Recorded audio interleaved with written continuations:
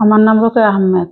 আমি কোলা ইউনিয়নের ৪-৫-৬ মেম্বার প্রার্থী। রাস্তাঘাট, ব্রিজ, কালভার্ট, খাল খনন এই কাজগুলো অনেক বাকি আছে। আমাদের যদি সাধারণ জনগণ নির্বাচিত করে তাহলে আমি কাজগুলা ইউনিয়ন পর্যায় থেকে সমাপ্ত করার চেষ্টা করব। মাদকের ব্যাপারে আমি মাদক নির্মূল করার চেষ্টা করব। আমি মৃত্যুকে ভয় পাই, আল্লাহকে ভয় পাই, তার জন্য আমি ন্যায় যেটা সেটাই বলি। আর গরিব দুঃখীর দুঃখ আমি বুঝি। গরিবের হাহাকার যেটা সেটা আমার অনেক কষ্ট হয়, আমি বলতে পারবো না। আমি রাতের অন্ধকার কারো পৌঁছে দিই খাবার।